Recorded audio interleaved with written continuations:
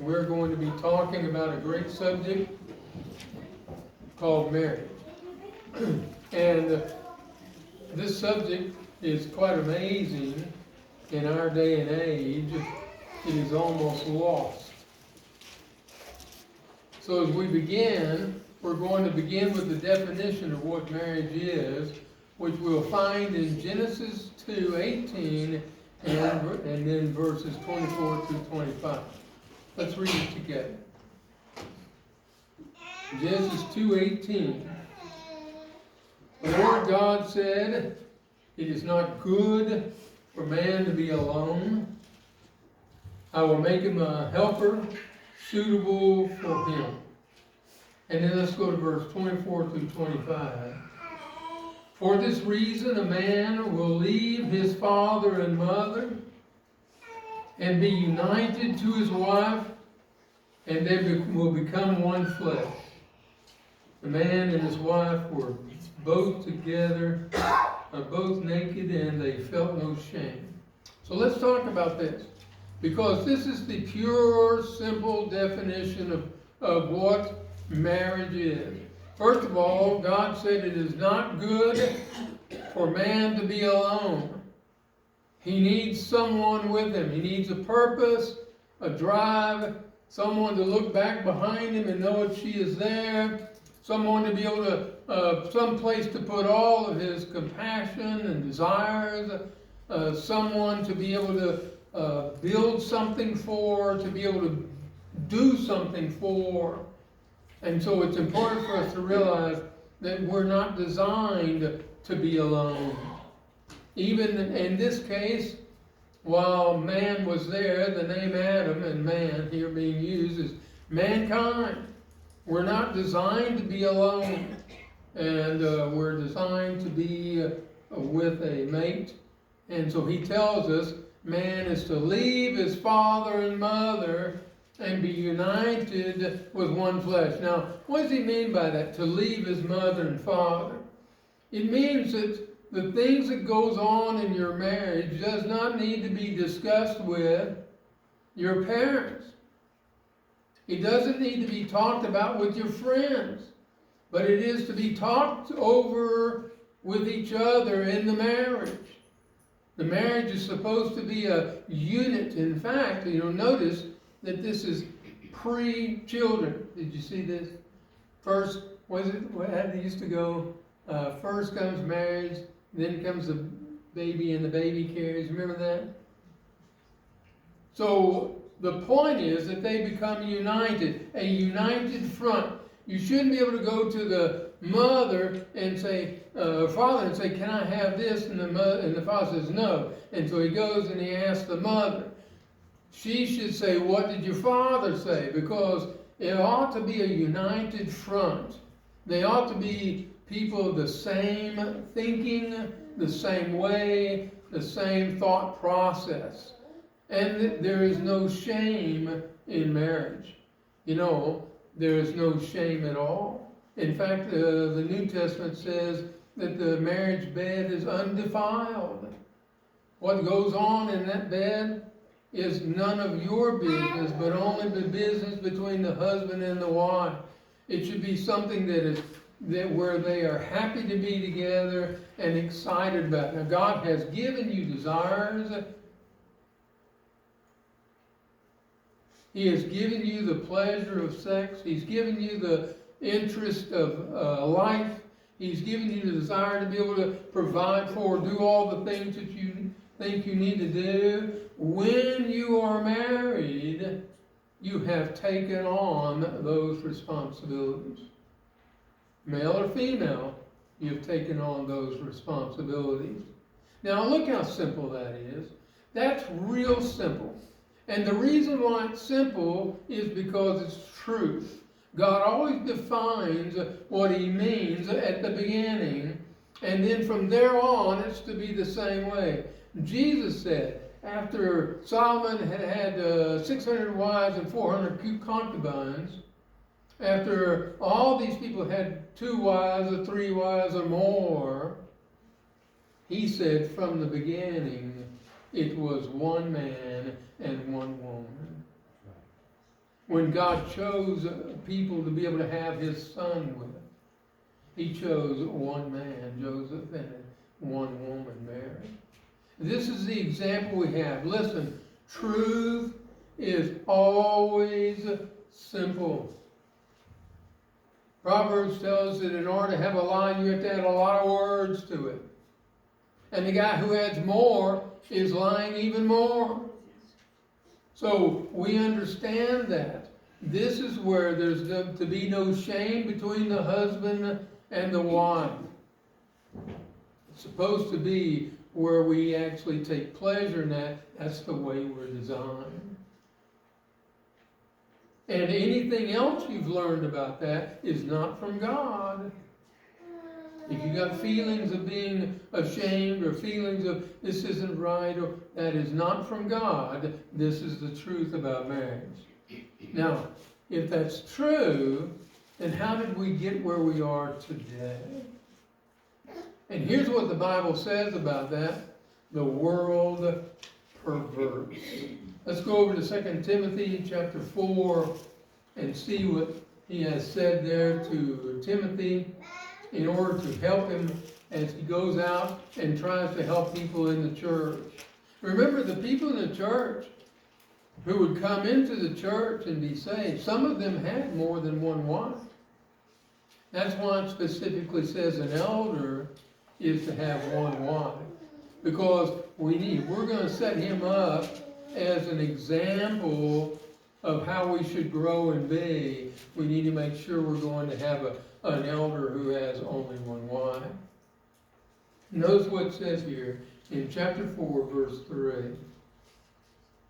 They forbid people to marry in order that they abstain from certain foods be created. Sorry, I'm not in 2 Timothy. But that's pretty interesting. 2 Timothy 4, verse 3. For the time will come when men will not put up with sound doctrine. Instead, they will suit their own desires. They will gather around them a great number of teachers to say what their itching ears want to hear. You see that? They're going to hear people say something, say, that's the answer, and they're going to go and find those people and today it'd be on podcasts and on TikTok and on TV, and they're going to be listening to teachers out there who are teaching them wrongly. There's lots and lots and lots of teachers on television about how to be saved. And yet look how simple it is. The very first thing that is said about it comes from Peter in Acts 2:38, where it says you need to repent and be baptized to wash away your sins. So simple. Just like with tongues. When tongues was first introduced, it was introduced in Acts 2, where it says tongues were known earthly dialects spoken by someone who wouldn't normally speak them. Unlearned, and unknowledge that dialect. And so we have to look at how the world perverts. We live in times of perversion. Hey, that's no surprise. It's been that way since the garden. Every single generation has been involved in perversion of marriage and many other things. In fact, the perversion is that you have been shown this and you accept it as a truth. But perversions are always from Satan, never from God. God always gives us the truth we need, gives us the power we need to be able to handle the truth and do the truth with our bodies. God has given you that. And then he tells us that it was, Jesus says, just as it was in the days of Noah. Do you know what that means? Well, it means in Genesis 6 it says, then the Lord saw the wickedness of man was great on the earth, that every intent of the thoughts of his heart was only evil continually. Look at the words he uses. Every in his heart was only evil, and continually, meaning they never considered what was true to do. So let's talk about some of the things that are being done. We'll talk about truth first. Truth has been so perverted that today we think that there is no truth. Look what this guy says, my dear poor boy. The truth today is not the truth of tomorrow. Let me tell you something. That's a lie. The truth of yesterday has been recorded for us right here in these scriptures so we can know it and we can compare it to what's going on around us and know whether we're right or whether we're wrong. And in that power, you have the ability to change who you are and not stand with truth. Here's what your kids say when you say to them, this is the truth, this is the truth. They say, whatever. You know what that means? Whatever you think is true is fine with you. Whatever I think is true is fine with me. And the problem with that is, it still isn't true.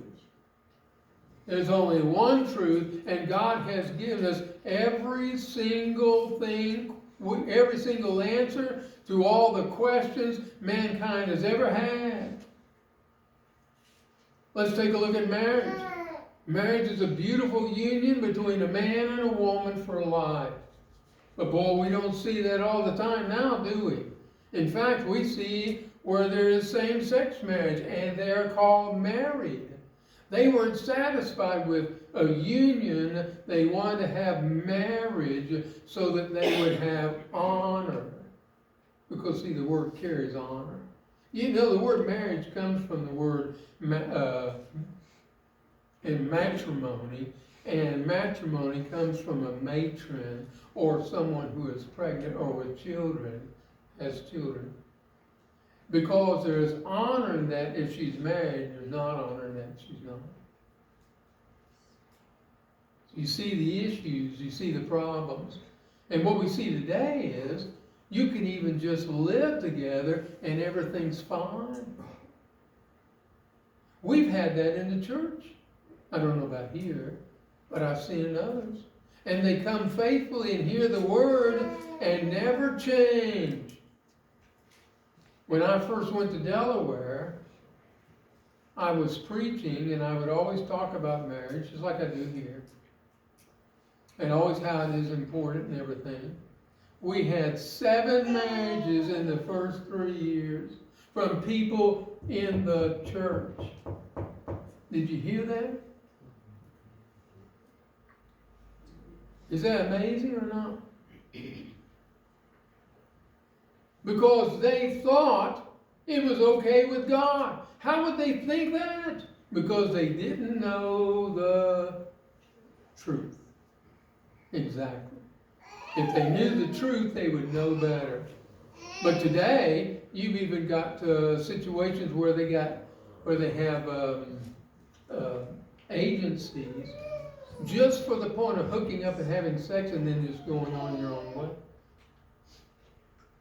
Talk about perverted. Marriage is perverted. What about religion? You've got Christianity, which teaches a particular way, a peculiar way. You've got Islam, which a funny thing says right here that it's a religion of peace and mercy. It is not. In fact, they can't even agree on their own Quran. There's about 4 or 5 different versions, and they have a hadith, which is how to live and act under those rules, and there are 600 versions of that. So they can't even agree on that. Isn't that fascinating? And you know why? Because it's not the truth. See, Christianity doesn't have any problem with that. All we got to do is go back and look at what it says and say, this is what it says. Why are you doing that? As simple as that. And then there's also Hinduism. And boy, I tell you what, this is a Hindu temple here. I took a close-up of it so you would be able to see the figurines up there. But if you don't like the one you're worshiping and the rules they've got, well, go pick another one. Just pick another one. But Hindu is the law. And then you've got, of course, evolution, which is the religion of atheists today, where they believe in evolution because if the evolution is not true, then there is a God, there is someone who is authority over their actions, and they don't want that. So you see the religion, truth, marriage, and religion, all perverted. We live in a time where when we look at that, we can't even understand what's right and what's wrong. But you know what? We also have perversion in forms of government. From a monarchy to theocracy, which would be certainly Islam and others. What was the name? Constantine. He went out there and said, okay, all y'all are Christians, follow me, I remember we were translating a book from Chuvash Russian, into English for a tour guide in case anybody come along the river. They had boats on the river like you've seen this boat down here, the paddle boat that brings people from Seattle and so on, and comes down here and shops at our great stores like Walmart. And so they, these tour boats, they have instructions, and we were translating it in English, and it said that they wanted to join with Russia because they were sick and tired of the next door neighbor, and they were fighting with Russia, and they kept killing off all the Chuvashians. And so they said, we'll just join Russia, we'll be part of Russia. And so now everybody in Chuvasha, I know you're pagans, I know you worship trees. That would be what? Druids. But pagan's pagan. One God's as good as another in a pagan world. And they worship stones.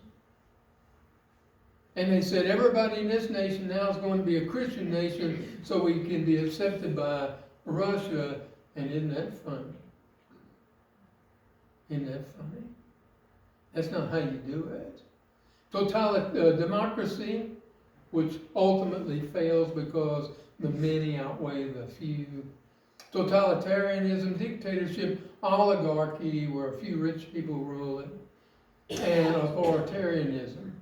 Now that's the forms of government they set on there, that they put on that particular page. That is not all.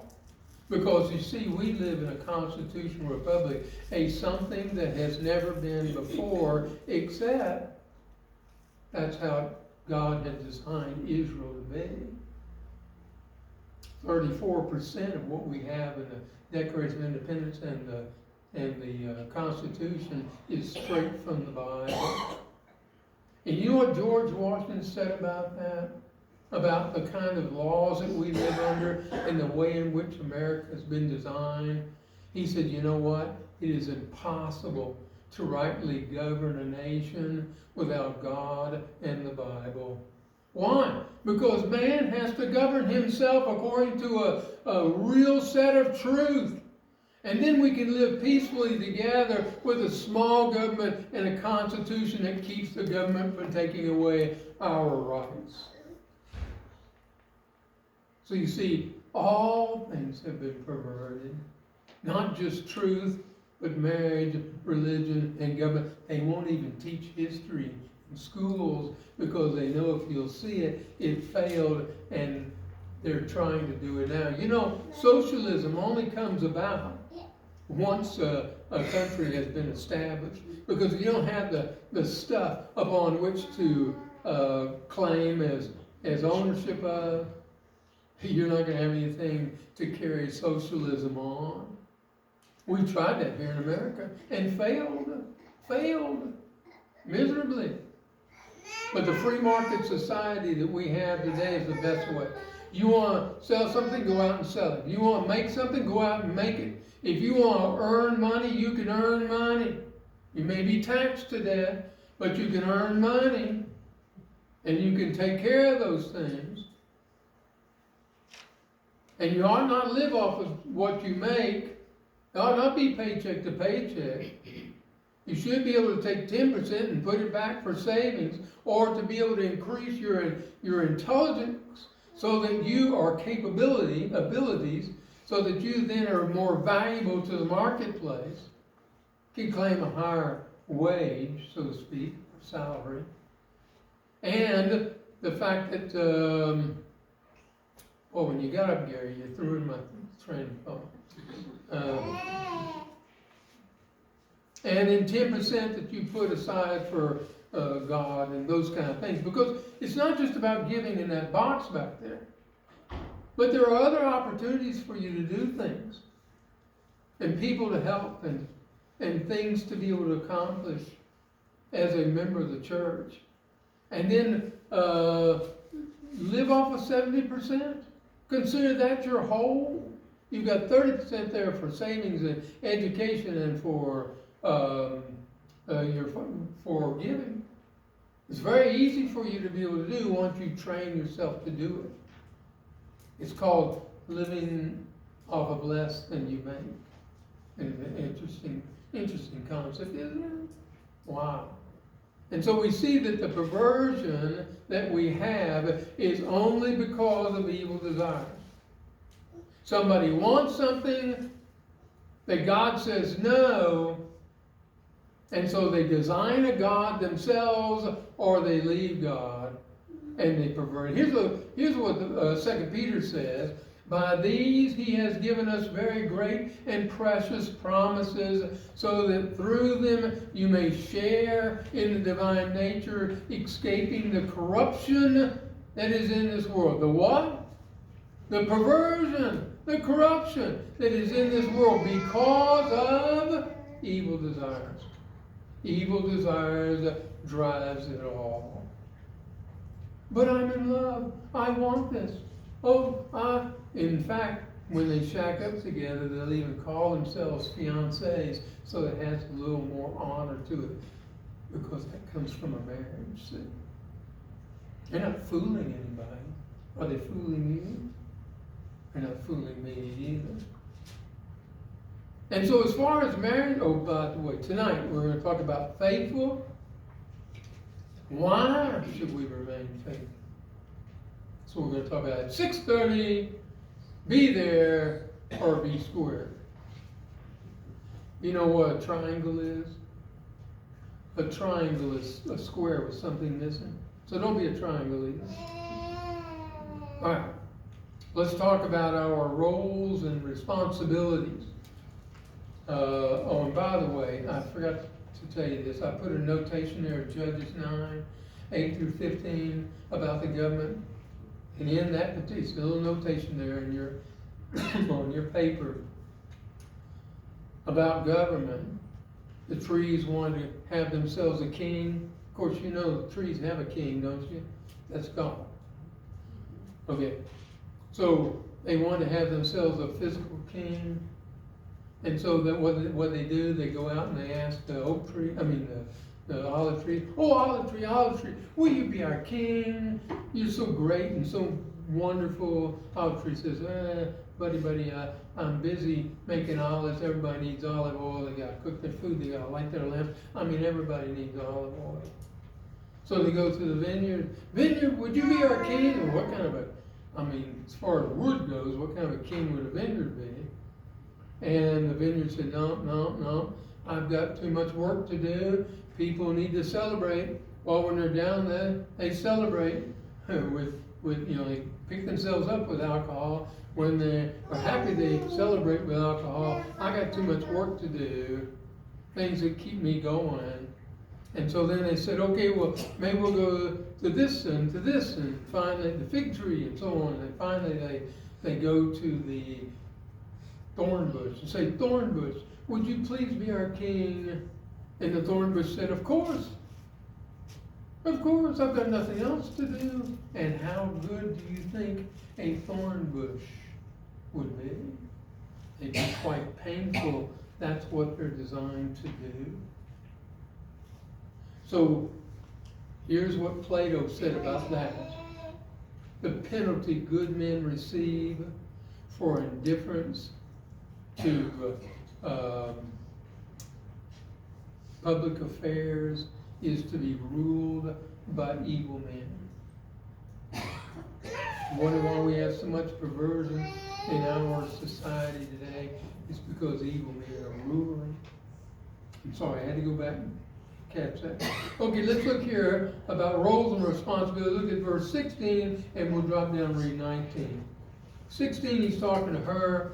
19, he's talking to him. There's only two hers and hims at that point, okay? So this isn't hard to figure out. 16. To the woman he said, I'll greatly increase your pains in childbirth. In pain you will give birth to the children. Here it is. Your desire will be for your husband, and he will rule over you. And then go down to 19. And he says, by the sweat of your brow you will eat your food until you return to the ground, since from it you were taken. Now look what he's saying here. He's talking to both of us. There are roles and responsibilities. Men, there are roles. Are you listening, men? There are roles for a husband. He is to be the head of the house. Look at what it says. Look at all the scriptures it says. The man's to be the head of the house. This does not mean he's supposed to walk around with his chest pushed out till his buttons popped off, telling his wife what to do. But rather, he is supposed to be the one who is taking them to God. The man is supposed to bring the family with him. It's the man's job. It's his responsibility. He's also supposed to work by the sweat of his brow to provide for his family, to be able to give them what they need. Don't mistake wants with needs. Two different things. You may need a pair of pants, or a woman may need a purse. She doesn't need a Gucci. Okay, big difference. The key here is a man's to be a provider for that family and a protector. He's supposed to protect anything he has put under his wing. They're to be his to protect. So it's important for us to see what to look for in a godly husband. Here you go. We'll start here on this side. We'll go down. We'll come back around. Okay. He provides for his family. He practices purity and keeps the marriage bed undefiled. You know, back in all the way up until the 19-somethings, men thought they could just beat their wives up when they were irritated with them. Figure that out when you read the rest of this. He is faithful to his wife. He is the head of his wife. He practices self-control, and does not lust over, it should say, other women. He honors and lives to understand his wife. That's a real important key here, folks, because they're a bottomless pit for understanding. Now, ladies, just for a second, you can't hint your way for your husband to know. You're going to have to tell him. Okay? Simple as that. Men are so simple. If you don't tell me, I didn't see it. And you lay out all the magazine commercials you want, he ain't going to see it. Okay? And then he submits to his wife. Submit is an interesting word. It doesn't mean that you're just going to bow down and do whatever they say, but it means, I know we're equal, but I'm going to do these things for you, not for me. What things? He's going to be the head, he's going to be the provider, and he's going to be the protector. He doesn't want to get up in the morning and go out to work, but he does. He didn't want to stay there overnight working hard because a hurricane came and blew the lines down. He's out there soaking wet and having to do it, but he does. Why? Because he's submitted to take care of his wife, value her and her needs, and what she desperately needs. And he loves his wife and is not harsh with her. How can a man think of beating the woman he has chosen to be his wife? Out of all the women in the world, he has chosen her, and so he beats on her. Does that make sense? What did he choose her for? To be beaten up? He's chosen her because she's a wonderful woman. How the man of God should treat his wife. Love her like his own body. Treat her with gentleness. Never treat her harshly. Praise her. This is one thing that's missing from a lot of relationships. We never praise each other. Honor her. Tell her she's a value. Tell her she's beautiful. Heard a guy the other day say the best thing he'd ever heard was his wife he had been gone for 30 years for some reason, kidnapped or something, and he comes back and the woman is leaning on the other side of the bed and she's crying, and he says, "Honey, what are you crying for? I'm back." And she says, "But you didn't get to see me when I was pretty. When I was young, now I've got all these lines and everything." He said, "Honey, I don't see you with my eyes. I see you with my heart." Honor her. Praise her. Focus on her and no other woman. Here's how Proverbs puts it. Go back and remember the charms that pulled you to her and keep them alive. Don't be upset about all the stupid things she did yesterday or the day before or whatever that you're upset about. Remember the charms that pulled you to her and made where you couldn't wait to walk down the aisle and get married. Focus on her and no other woman. Now let's talk about the wives. Wives are to be for the husband. Now that's an interesting word, for. It didn't say for, okay?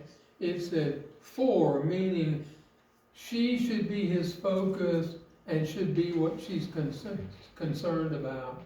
She is to nurture and aid the family. Now her focus, let's talk about this. Look, she needs to, let's start at the top here and go around that way. Okay, so love her husband, be the keeper of the home, dress modestly. Why? You're not dressing for other men. Have you seen all these clothes that people wear that is just for exposing? Presentation clothes? Do not usurp the authority over her husband. Submit to her husband just like he submits to her. Be in subjection to her husband. That means he's to be the head that makes sure that he is. You remember that show, The Big Fat Greek Wedding? And the daughter's all upset because she wanted to go to college and she couldn't go to college. Her father said, "No way you want to go." She said, "Listen, honey, he's the head, but I'm the neck." I thought that was funny. Okay, and her desire is to be her husband. Not other things. Not the children. You see, the children come last because you made the promise and the agreement with the husband and the wife. There's no agreement with the children. You were stuck with them. And once they get old enough, they're going to be gone. And you won't have any say over them anyway. But guess what? You're still going to be with your husband. And so then obey your husband. Kind of tough word there, isn't it? And love your husband. So let's take a look at some of the things you could do for him. You could pray for him. You could show him off. Let me tell you, a man longs to be respected by his wife. If she's not willing to show him off or talk about him in good ways, don't talk about him wrongly, then you're doing nothing but destroying his ego, which means his ability to stand on his own 2 front feet and be able to do what he does. Number 3, you should be able to reassure him, calm his anxieties and fears, learn his love language. What does he need the most? Is it touch? Is it gifts? Is it looks? What does he need the most? I mean, how you look at him. Do I look? That's not it. I look, that's it. That's it. Okay. Support him emotionally and mentally. Make him feel heard and appreciated. Do gestures big and small. Little note in the lunchbox. I mean, oh no. Cook him, doesn't mean man-made. Probably homemade is what it meant. Meals. But what they're saying is actually do things for him. And you can cook him homemade meals that you know he hates. That's not it. Okay? Encourage his goals. Pay for his haircuts. I think that is just, I never thought about that. I do my own, so it doesn't matter. Get along with his friends and family. That's key. Accept them. You don't have to like them or love them. You can accept them. Compliment him regularly and pray for him. Did you see? Pray for him is here and pray for him is there. Start with that so that you understand you're coming to the Creator. You're bowing yourself before the Creator and you're saying, you're in charge, I'm not. You've given me this man to hold up. Help me learn how to hold him up. You're maybe the weaker vessel, but God has given you a man you can hold up. And then, lastly, children are to treat their parents with honor. Not scream and holler at them and say bad things. Certainly, make sure that your husband doesn't use the kind of language they're going to pick up. And when they do pick it up from TV and cartoons, make sure they understand that's not right. Respect and obedience, honoring the parents, and authority over them. When the child goes to school and they don't care anything about the teacher, what do we know? They don't care anything about their parents either, because their parents haven't taught them what to do and how to act. So you see, marriage has different roles and different responsibilities. That's why God made you different. You know, on a man, how do I say this? The privates are out, but on a woman they're in, and it shows how they're to act. The man's to act for, the woman's to take him in. This is very powerful for you to be able to understand. Children, obey your parents in the Lord, for this is right. Honor your father and mother, which is the first commandment with promise, so that it may be well with you and that you may live long on the earth. Ephesians 6:1-3. Marriage starts this way, winds up this way. Be careful what you do. It's going to be everywhere. Make sure that when your children talk to your wife, they do so with respect because you're treating her with respect. That's marriage. Not all we could say, but it's a pretty quick little synopsis. If you're not right with God today, now's the time to straighten it out. Now's the time to get right with Him so that you can live with Him eternally. It isn't easy, but it certainly isn't impossible. Whatever your needs, you can come forward. We stand and sing this song together. Our song leader's not in here. All right.